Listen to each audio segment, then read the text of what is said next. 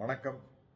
மனிதநேய ஜனநாயக கட்சியின் தலைவர் என்னுடைய அன்பு தம்பி தமிமுன் அன்சாரி அவர்கள் மதசார்பற்ற முற்போக்கு கூட்டணியின் சார்பாக சிதம்பரம் சட்டமன்ற தொகுதியில் உதயசூரியன் சின்னத்தில் போட்டியிடுகிறார்.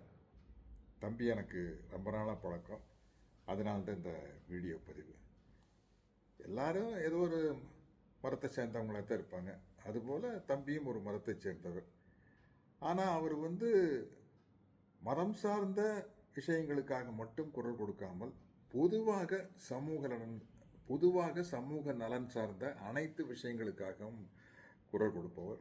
இதை நான் பல சமயத்தில் அனுபவபூர்வமாக உணர்ந்திருக்கிறேன்.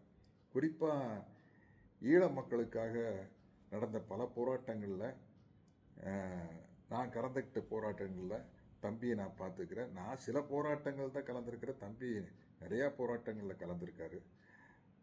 நல்லா படித்தவர், பிஏ சிஎஸ் எம்ஏ படித்தவர்.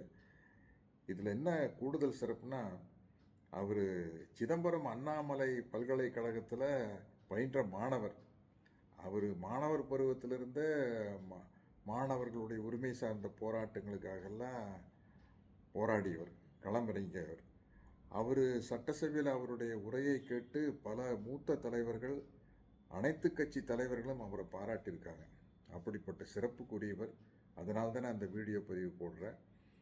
இப்படிப்பட்ட ஒருவர் சிதம்பரம் சட்டமன்ற தொகுதியின் சார்பில் வெற்றி பெற்று சட்டசபைக்கு சென்றால் அது சிதம்பரம் சட்டமன்ற தொகுதிக்கும் ரொம்ப பலனுள்ளதாக இருக்கும், ஒட்டுமொத்த தமிழ்நாட்டுக்கும் பலனுள்ளதாக இருக்கும். ஏன்னா உரிமைக்காக தைரியமாக குரல் கொடுக்குறவங்க பதவியில் இருந்தால் தான் அது நாட்டுக்கு நல்லது. அந்த வகையில் தம்பியை சிதம்பரம் சட்டமன்ற தொகுதியில் வெற்றி பெறச் செய்யுமாறு அனைவரையும் கேட்டுக்கொள்கிறேன். நன்றி, வணக்கம்.